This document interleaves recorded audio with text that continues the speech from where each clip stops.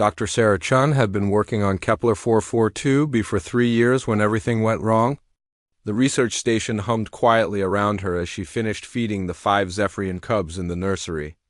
These weren't ordinary animals, they were the children of the planet's most intelligent species.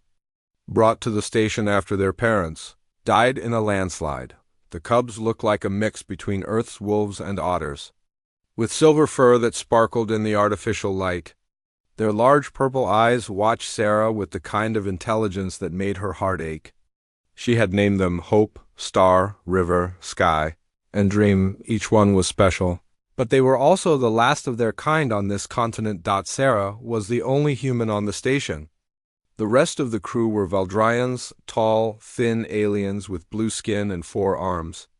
They had been kind to her, treating her like family.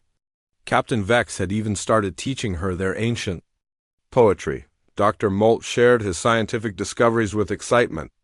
That matched her own, but everything changed when the emergency alarms began. Screaming, Sarah ran to the main control room, the cubs following behind her like they always did. The station shook violently, throwing her against the wall. Through the large windows she could see ships in the sky, ships that didn't belong to any friendly species. "Pirates," Captain Vex said, his 4 hands flying over the control panels. "Scarran raiders. They want our research data and the cubs." The Scarrans were known throughout the galaxy as brutal slavers. They captured rare species and sold them to the highest bidder. The Zephyrian cubs would be worth millions on the black market. "We need to evacuate," Dr. Molt said, fear making his voice shake. "But our escape pods can only hold 2 people each." Sarah felt her stomach drop. There were 12 Valdrians on the station, plus her and the 5 cubs. The math was simple and terrible. "Take the cubs in the pods," Captain Vex ordered. "Sarah, you go with them. What about all of you?" Sarah asked, though she already knew the answer. "We'll hold them off as long as we can," Captain Vex said. "Maybe we can destroy enough data to make this worthless to them." The station shook again, harder this time. Through the windows, Sarah could see the Scarran ships getting closer, their weapons charged with an evil green light that made her skin crawl. "I won't leave you," Sarah said firmly. "You have to," Dr. Molt pleaded. "The cubs need someone who understands them. They trust you. We've studied human psychology. Your species has something we don't. You never give up even when everything seems hopeless." The cubs pressed against Sarah's legs, sensing the danger. Little Hope made a soft whimpering sound that nearly broke Sarah's heart. These innocent creatures had already lost their parents. They couldn't lose their home too. "Promise me something," Sarah said to Captain Vex. "Promise me you'll try to escape if you can." "I promise," he lied. And they both knew it. Sarah picked up Hope and Star, the 2 smallest cubs.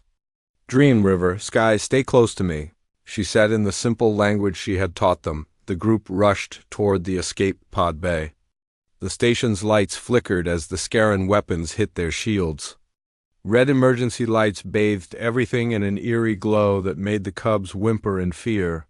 They reached the escape pod bay just as an explosion rocked the station. The blast threw Sarah forward, and she barely managed to keep hold of the cubs. When she looked back, fire was spreading through the corridors like a hungry beast. "Go now!" Captain Vex shouted over the noise. Sarah herded the cubs into the nearest escape pod. It was designed for 2 Valdrians, which meant it would be very cramped with her and 5 growing cubs. But there was no choice. As she sealed the pod door, she could hear Captain Vex and his crew running back toward the control room. They were going to make their last stand. Buying her time to escape with the cubs, the pod's engines fired, pushing them away from the station. Through the small window, Sarah watched her home for the past 3 years grow smaller. Fire now covered most of the research station. The Valdrian crew was still inside. "It's going to be okay," Sarah whispered to the frightened cubs. Even though she wasn't sure if anything would ever be okay again, the pod's computer began speaking in the Valdrian language, giving her options for where to go. But Sarah realized with growing horror that every safe planet was too far away.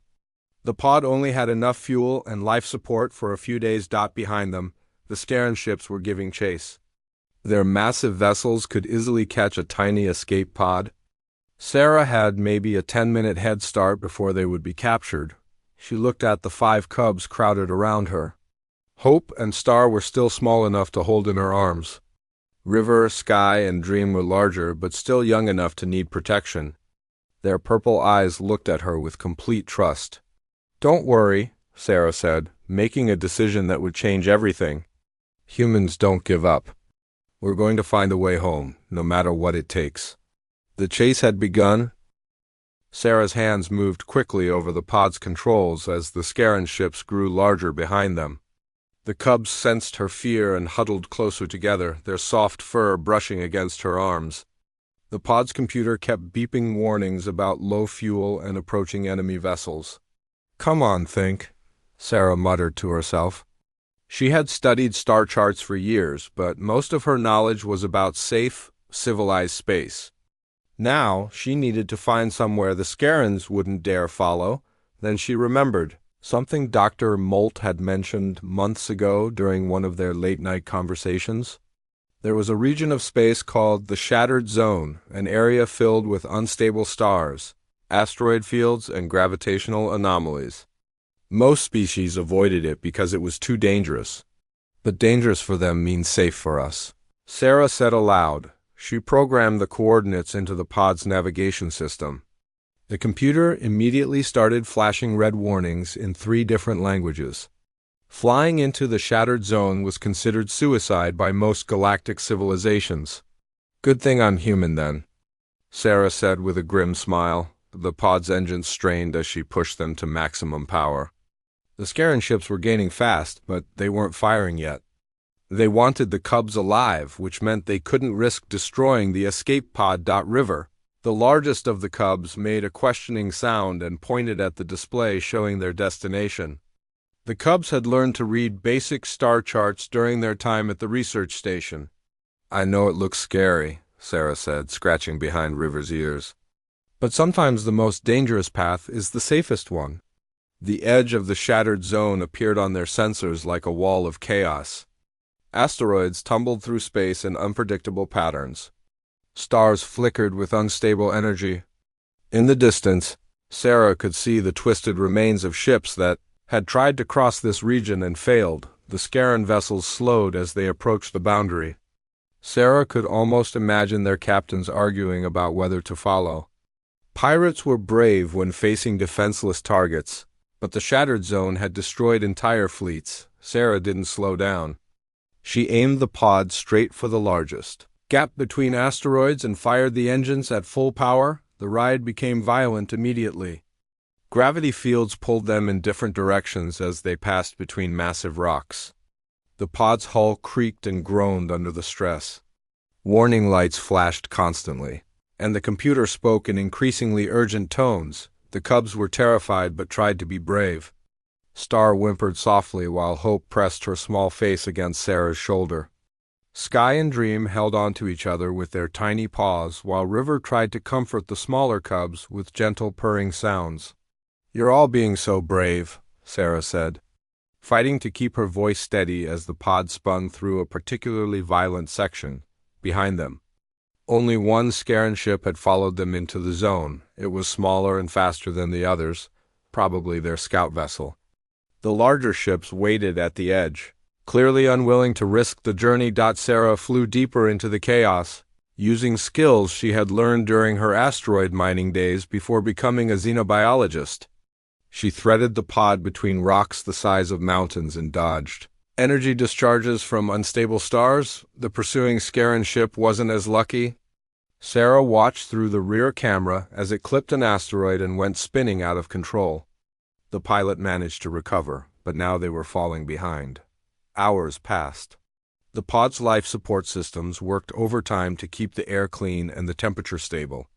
Sarah rationed their water and the special food pellets meant for the cubs. She didn't know how long they would be in this maze of destruction. The cubs adapted better than she expected. They seemed to understand that Sarah was doing her best to keep them safe. When the pod shook violently, they would huddle together and wait for the motion to stop. When things were calm, They would explore their small space with the curiosity natural to young animals. During one quiet moment, Sarah tried to contact the outside galaxy. The communication systems were mostly useless in the zone, but she managed to send a brief message on an emergency frequency. "This is Dr. Sarah Chung, formerly of Research Station Kepler 442b, she transmitted. "I have 5 Zephyrian cubs in my care. The station was destroyed by Scaran raiders. We are currently in the Shattered Zone heading for—" She paused, realizing she didn't have a specific destination. "Heading for safety. Any friendly vessels, please respond." Only static answered her call. The pod's computer chimed with new warnings. Their fuel was running dangerously low, and the life support systems were showing stress from operating in the harsh environment. Worst of all, they were approaching a section of the zone where the gravitational fields were so chaotic that the computer couldn't plot a safe course. Sarah looked at the 5 cubs depending on her. Hope had fallen asleep in her lap, tiny paws twitching as she dreamed. The others watched Sarah with those intelligent purple eyes, somehow knowing that their fate rested in her hands. "Okay, teen," Sarah said softly. "We've made it this far by being smart and brave. Now we need to be a little crazy too." She turned off the autopilot and took manual control of the pod. The computer protested loudly, warning her that no biological could navigate the chaotic gravity fields ahead. But Sarah remembered something her grandmother used to say: "When the machines give up, that's when humans get started." The gravitational maze ahead looked like a 3-dimensional spider web made of invisible force. One wrong move would crush the pod or send it flying into a star. But Sarah had spent years studying physics and had always been good at 3-dimensional puzzles.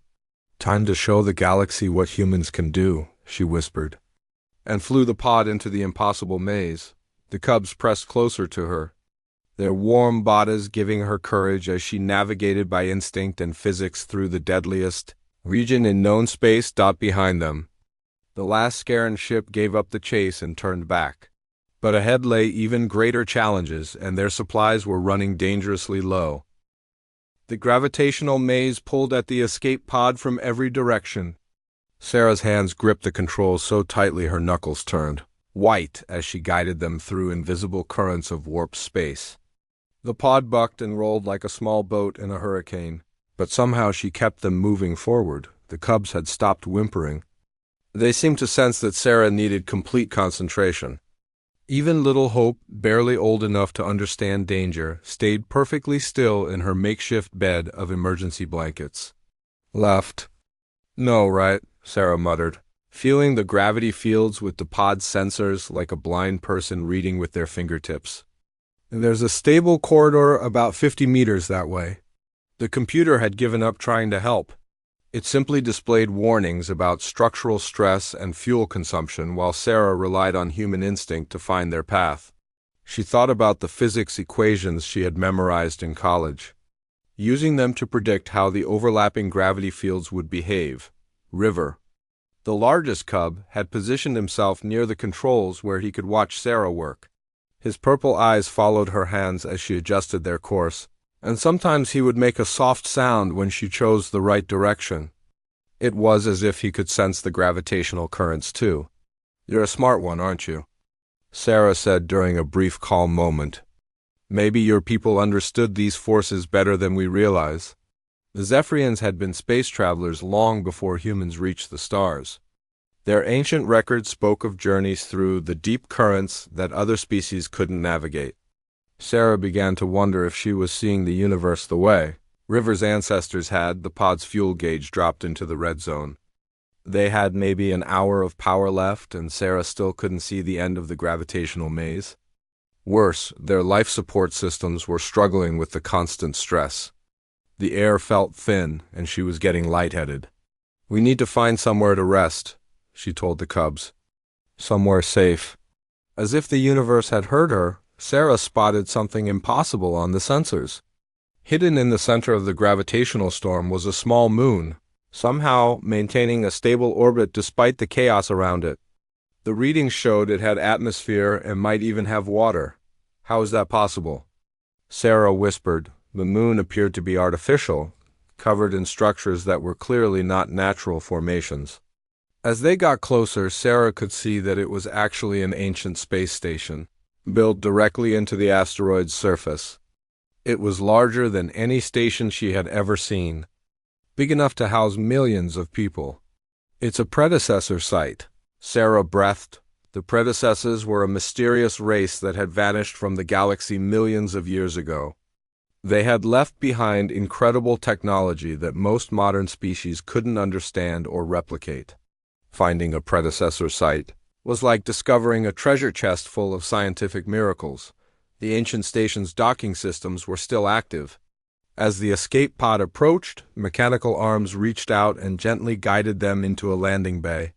The process was so smooth that the Cubs barely felt the motion. Breathable atmosphere flooded into the bay once their pod was secure. Sarah checked the readings twice before she believed them. The air was not only safe to breathe, but actually purer than what their life support had been providing.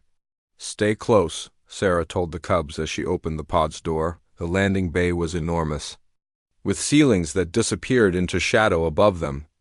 Soft lighting activated as they walked, creating a path toward what appeared to be the station's main areas.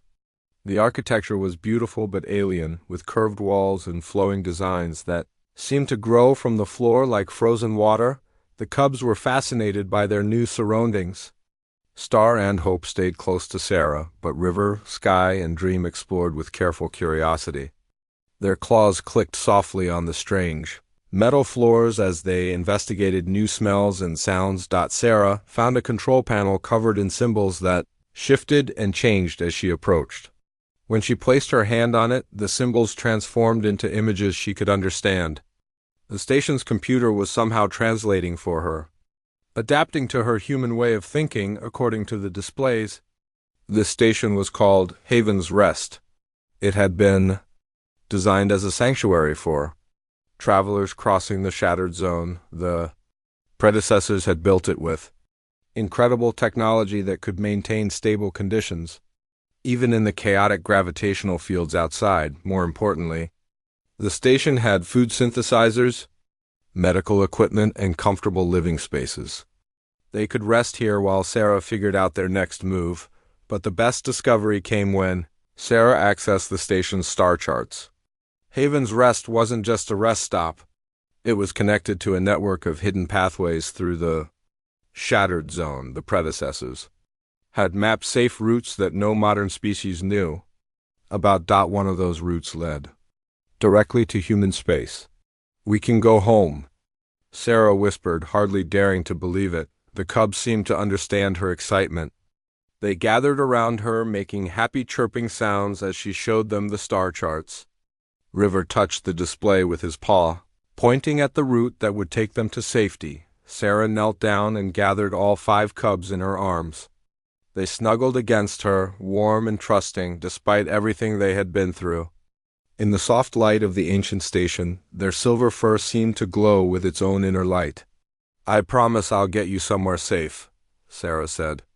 "And maybe, just maybe, we can find a new home for your species too." The station's computer chimed softly, displaying information about the living quarters. There were rooms designed for different types of beings, including some that would be perfect for the Cubs. For the first time since the attack, Sarah allowed herself to hope that they might actually survive this journey, but as she explored their new temporary home, Sarah didn't notice the deep scan the station performed on their escape pod.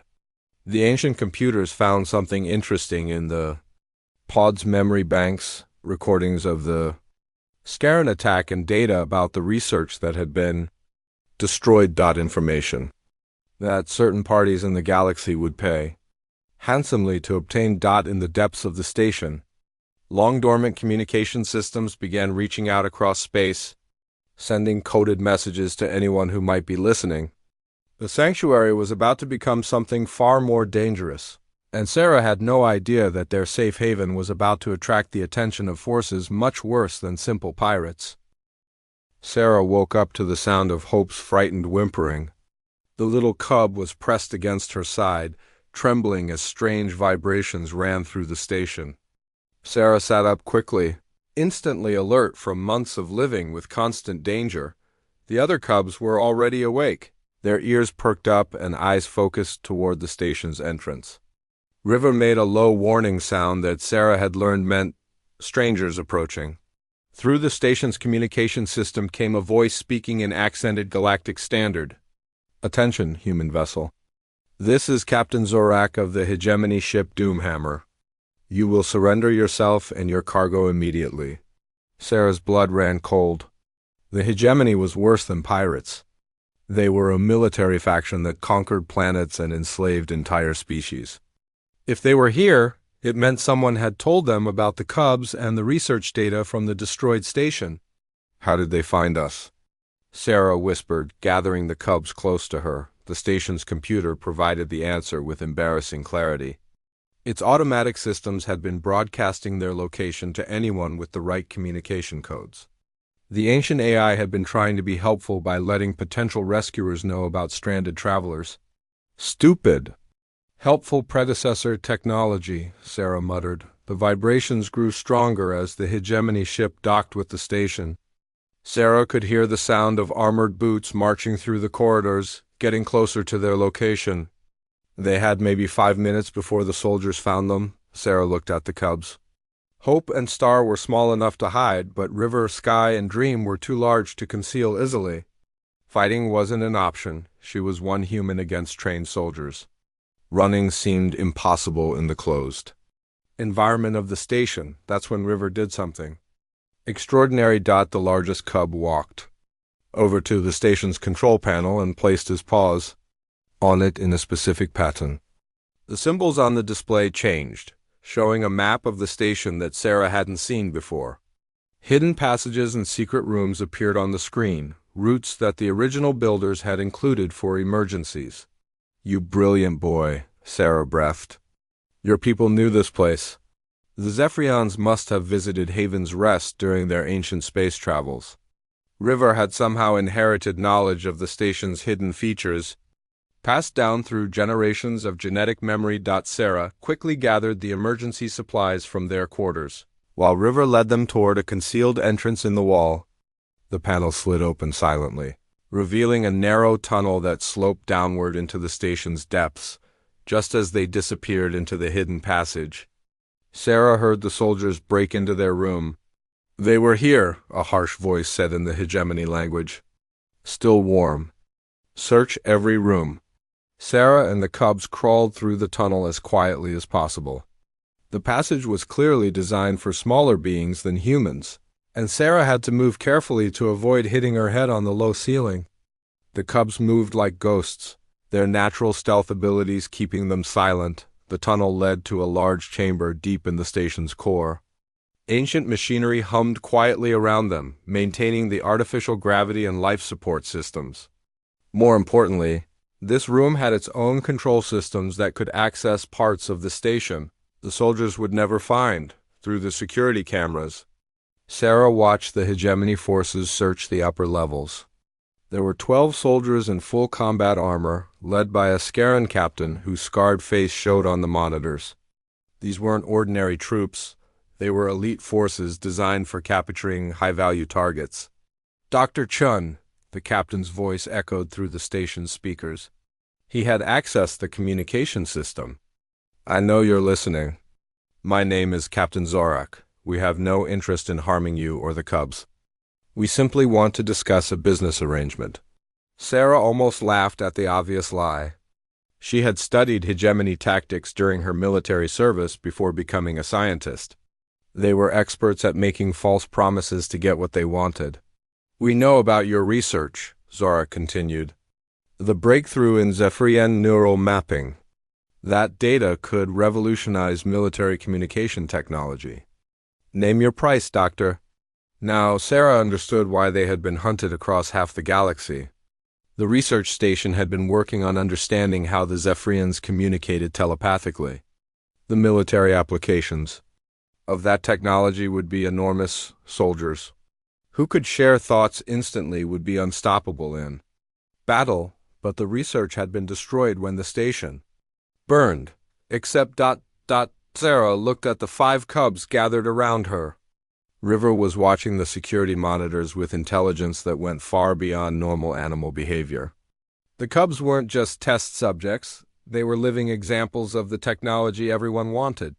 "We need to get out of here," Sarah whispered, using the station's hidden systems.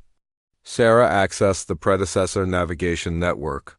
The safe route to human space was still available, but she would need to reach their escape pod in the landing bay.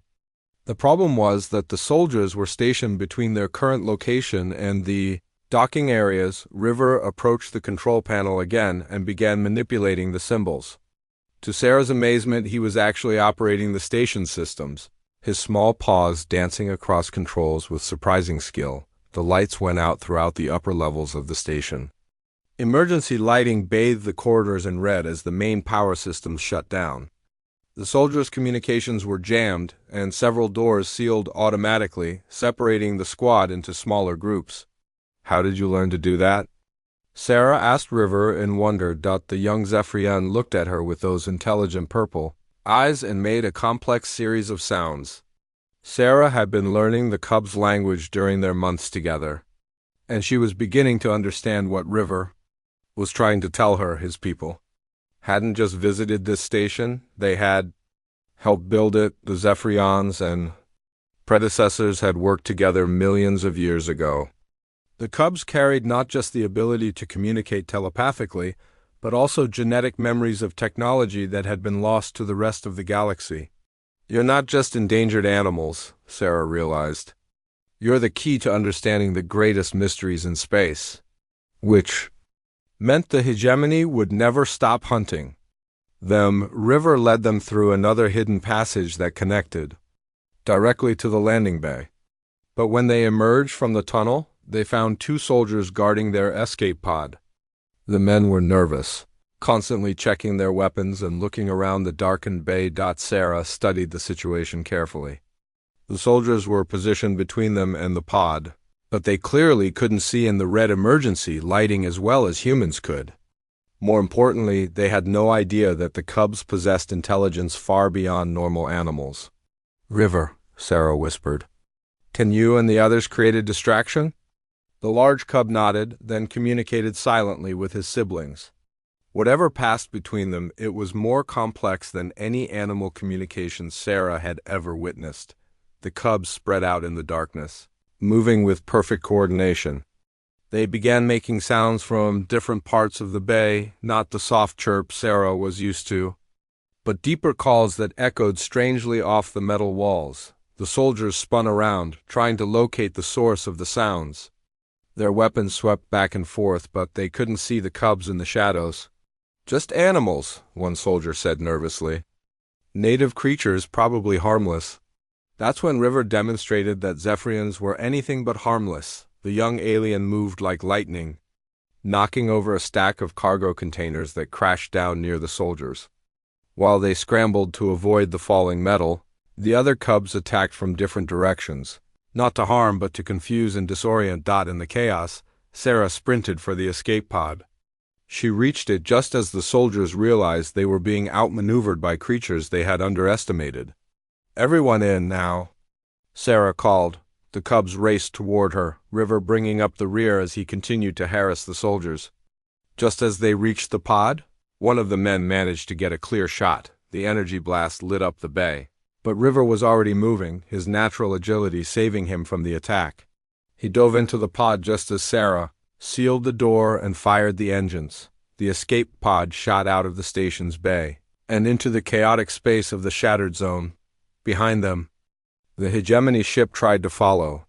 But Captain Zorik had made the same mistake as the pirates. He didn't understand that sometimes the most dangerous path was the only safe one. Sarah engaged the predecessor navigation system, following the ancient route toward human space. But as they flew through the gravitational maze, she realized their journey was far from over. The cubs weren't just refugees anymore. They were the most valuable beings in the galaxy. And Sarah was the only thing standing between them and those who would use their gifts for war. The predecessor navigation system guided them through passages in space that defied everything Sarah knew about physics. Their escape pod moved along invisible highways between stars, traveling distances that should have taken months in mere hours. The cubs watched the swirling lights outside their windows with fascination.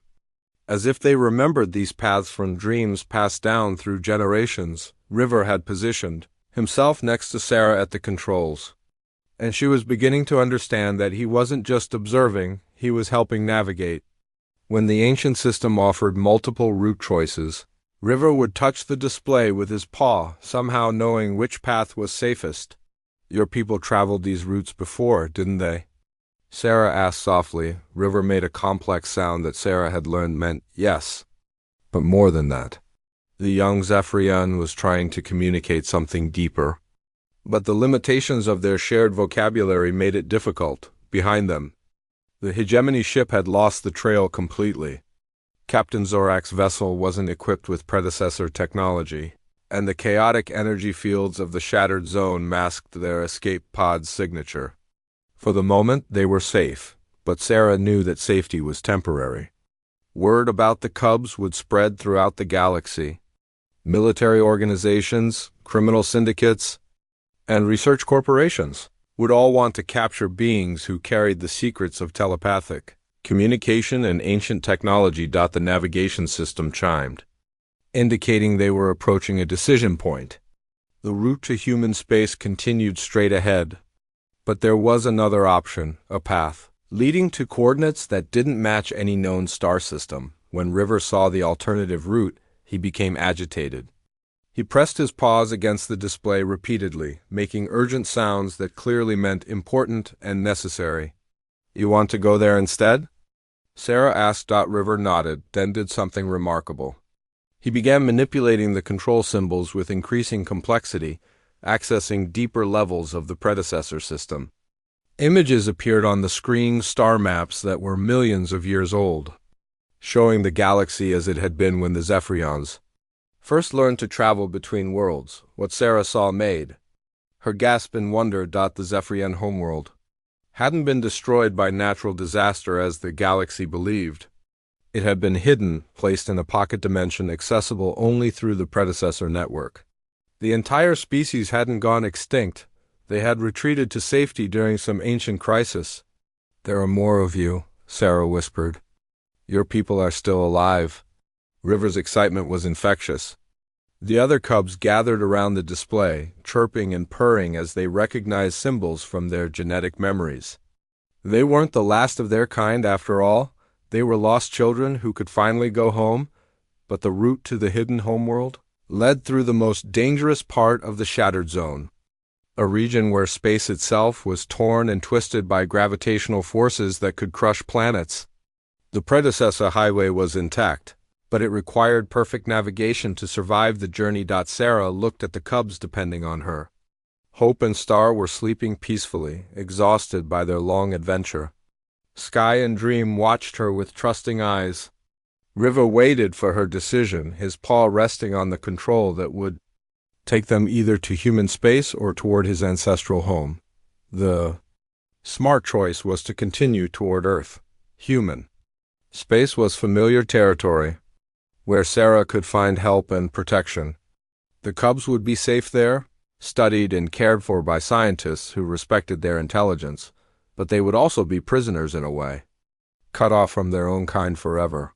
"Your people need to know you're alive," Sarah decided, "and maybe they can help us figure out how to stop everyone from hunting you." She selected the route to the hidden homeworld. The journey became a nightmare of twisted space and impossible physics. Their pod traveled through regions where time moved backward, where light bent into spirals, where gravity pulled in directions that didn't exist in normal space.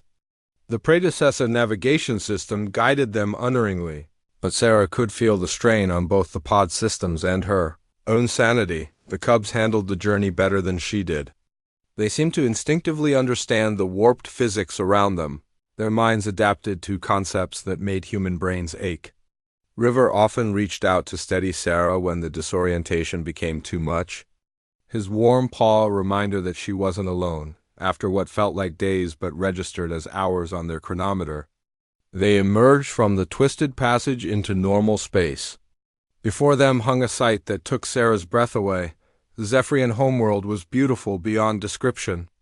It was larger than Earth, with continents that seemed to flow like water and oceans that sparkled with bioluminescent life. 3 small moons orbited the planet, their surfaces covered in structures that could only be cities, but what amazed Sarah most was the space around the planet. Thousands of ships moved in perfect harmony, from tiny personal vessels to massive arc ships that could house entire populations. The Zephyrians hadn't just survived, they had thrived in their hidden sanctuary. As their escape pod approached the planet, larger ships moved to intercept them. But these weren't military vessels, they were elegant craft that seemed to dance through space rather than fly through it. Sarah could see Zephyrian forms moving inside the ships. Adult versions of the cubs she had protected. River pressed against the window, making excited sounds as he recognized his own kind. The communication system crackled to life, filled with a symphony of voices speaking in the musical language of the Zephyrians. Sarah couldn't understand the words, but she could feel the emotion behind them. Joy, wonder, relief, the same feeling she had experienced when she found the cubs. Safe after the station's destruction, one of the intercepting ships extended a docking tube to their pod. As the seal engaged, Sarah heard footsteps approaching their door. Her heart raced with a mixture of excitement and nervousness. She was about to meet a species that most of the galaxy believed extinct. The door opened, and Sarah found herself face to face with an adult Zephyrian. She was tall and graceful, with the same silver fur as the cubs but marked with intricate patterns that seemed to shift in the light. Her purple eyes held depths of intelligence that made Sarah feel like a child looking up at a wise teacher. Most remarkably, when the adult Zephyrian spoke, Sarah could understand her perfectly. "Welcome home, young ones," the being said, her voice resonating directly in Sarah's mind. "And welcome, brave human who carried them through darkness to light." River and his siblings rushed forward, chirping and purring as they greeted the adult. But they didn't forget Sarah. River kept looking back at her, making sure she was following. "I am Elder Moonwhisper," the adult continued. "We have been watching your journey through our ancient sensors. Your courage and compassion have saved not just these 5 children, but perhaps our entire species." "I don't understand," Sarah said. "How am I supposed to have saved your species?" Elder Moonwhisper's eyes held sadness along with gratitude. "Because the secret of our location has been compromised. The same forces hunting these cubs will eventually find us here. We must return to the galaxy and reclaim our place among the stars." She gestured for Sarah to follow her deeper into the ship. "And for that, we will need allies. We will need humans." As they walked through corridors filled with wonders Sarah couldn't begin to understand, she realized that rescuing 5 cubs had been just the beginning of an adventure that would reshape the galaxy. The Zephyrians were coming home, and they wanted humanity's help to face whatever had driven them into hiding millions of years ago. The Zephyrian Council chamber was unlike anything Sarah had ever imagined. The walls seemed to be made of crystallized starlight, and the ceiling showed a real-time view of the galaxy beyond their hidden dimension. Dozens of adult Zephyrians sat in a circle, their silver fur glowing softly in the ambient light. Sarah stood in the center with the 5 cubs gathered around her feet. River had barely left her side since their arrival, as if he wanted to make sure the adults understood how much they owed her. The other cubs were equally protective, forming a small barrier between Sarah and the imposing assembly. Elder Moonwhisper spoke first, her telepathic voice carrying to everyone in the chamber. "For 3 million years we have hidden in this sanctuary. Waiting for the galaxy to heal from the wounds of the Great War, we believed that time had passed. But Dr. Chen's arrival has shown us the truth." Images appeared in the air above the assembly, holographic records of recent galactic events.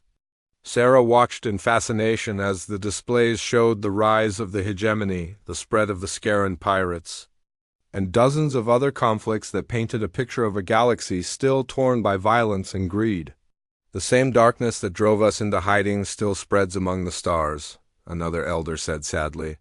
"Species conquering other species, the strong preying upon the weak.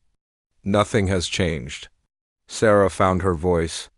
That's not entirely true, she said, surprising herself with her boldness. Yes, there are bad actors like the Hegemony and the Scarans. But there are also good people. The Valdrians who died protecting these cubs were heroes. There are entire civilizations dedicated to peace and scientific advancement. An elderly Zephyrian with fur marked by age spots leaned forward. And yet these good people couldn't prevent the attack on your research station. They couldn't stop the hunting of these children. River made a sharp sound and moved protectively in front of Sarah. The young cub began speaking rapidly in his own language, gesturing toward Sarah and then toward the displays showing galactic conflicts. What is he saying? Sarah asked. Elder Moonwhisper smiled, the first genuine expression of joy Sarah had seen since arriving. He's telling us about human stubbornness, about how you refuse to abandon them even when escape seemed impossible. He says humans have something most species lack, the ability to hope when hope seems foolish. The assembled elders murmured among themselves in their musical language. Sarah caught fragments of telepathic communication that felt like whispers at the edge of her consciousness. Another elder stood, this one younger than the others with fur that held patterns like flowing water. I am Stormcaller, keeper of our military histories. Young River speaks truly about human nature. But courage alone cannot stand against the forces arrayed against peace in the galaxy. New images appeared, fleet movements, weapon deployments, territorial expansions that showed the hegemony growing stronger every year. Other displays revealed criminal syndicates gaining power and entire star systems falling under the control of warlords. The galaxy bleeds, Stormcaller continued, and soon that blood will find its way even to our hidden sanctuary. The predecessor technology that protects us is failing. We estimate perhaps 50 years before our concealment collapses entirely. Sarah studied the holographic displays with growing understanding. You're not just thinking about returning to the galaxy.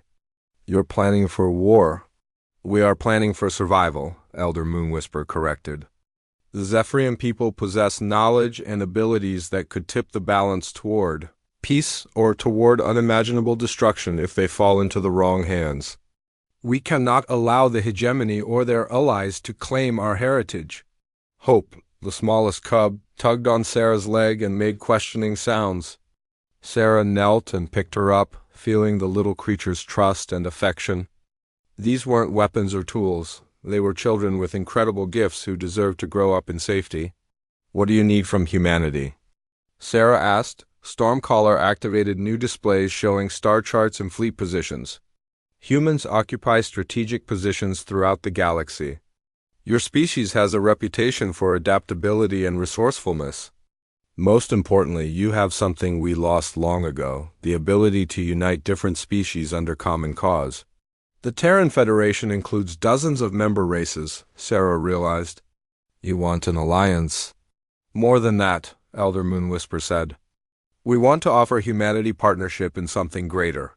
The predecessor network doesn't just connect hidden pathways, it links technologies that could revolutionize space travel, communication, and energy production. Knowledge that could benefit every peaceful species in the galaxy. The implications hit Sarah like a physical blow.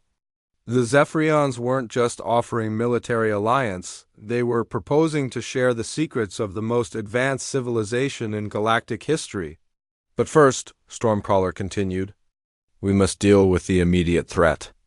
Our long-range sensors detect hegemony forces mobilizing throughout this sector.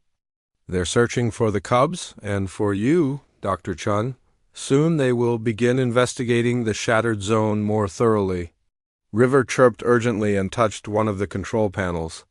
The displays zoomed in on a section of space near the zone's edge, showing a massive fleet assembling under hegemony banners. They have 50 ships, Sarah breathed. That's not a search fleet, that's an invasion force. Led by Admiral Crix himself, Stormcaller confirmed. The hegemony's most ruthless commander. He believes the cubs are the key to telepathic weapons technology. He will not stop until he claims them. Sarah looked down at the 5 cubs surrounding her. They had survived so much already, the destruction of their sanctuary, The dangerous flight through the shattered zone, the encounter with pirates and soldiers. Now they face the prospect of full-scale war because of their gifts. There has to be another way, Sarah said. Something that doesn't involve fighting. Elder Moonwhisper's expression grew sad. 3 million years ago, we tried to avoid conflict through hiding.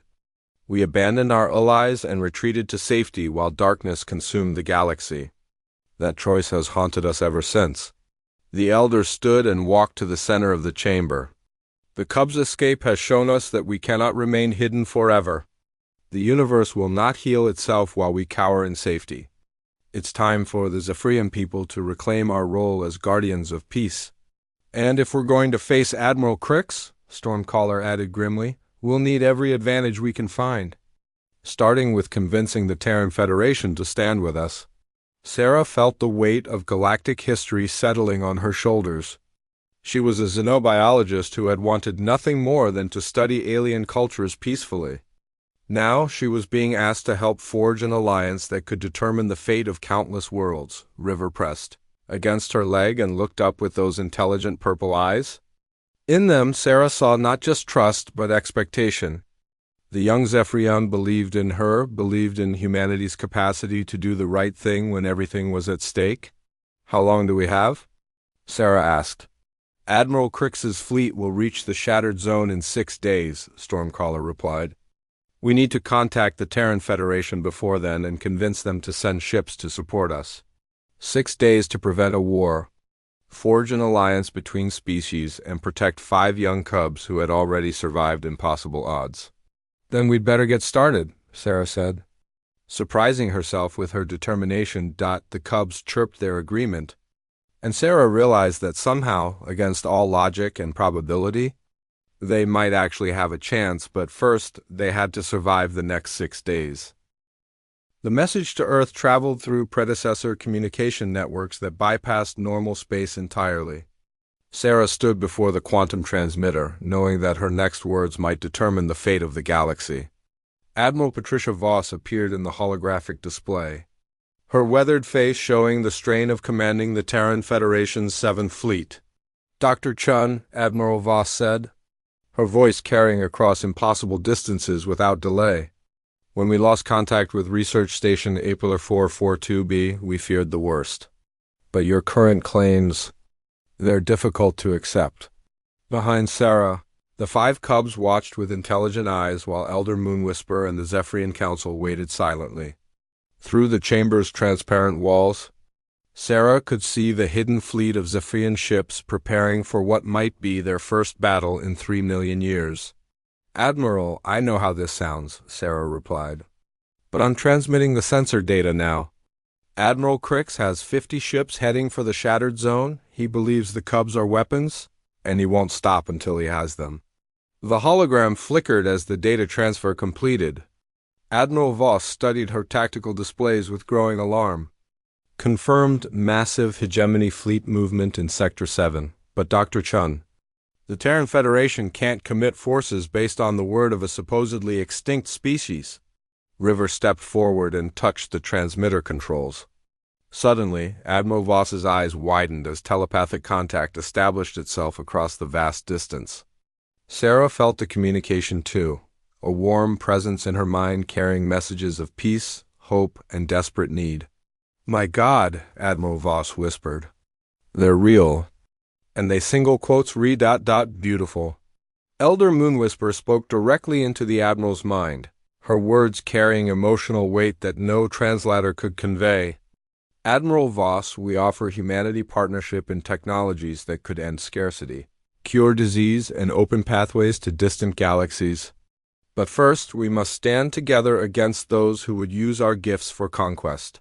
Through the telepathic link, Admiral Voss experienced flashes of Zephyrian history, the Great War that had devastated the galaxy, the desperate retreat into hiding, and the long vigil waiting for a time when peace might be possible again.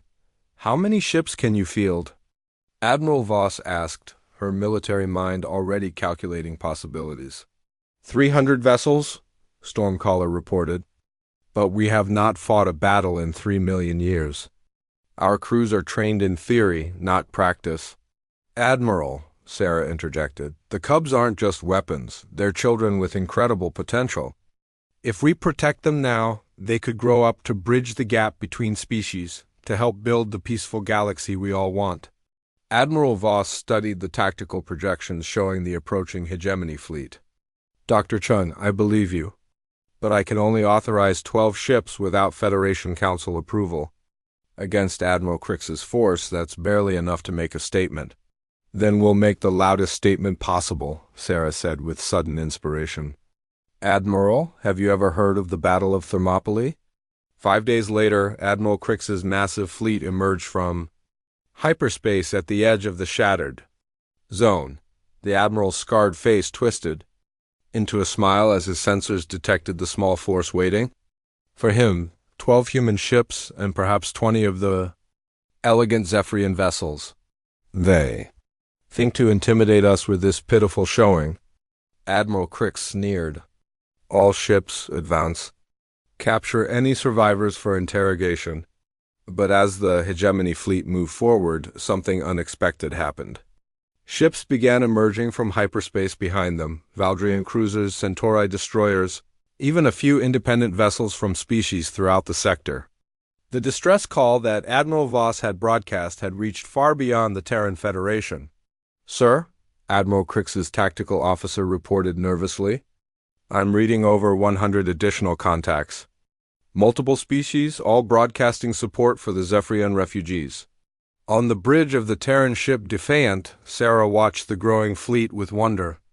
The cubs pressed close to her, their excitement building as they sensed something unprecedented happening in the space around them.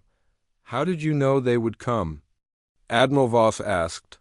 Because that's what people do when children are in danger, Sarah replied. Humans, Valdrians, Centauri, good people everywhere. They don't like bullies.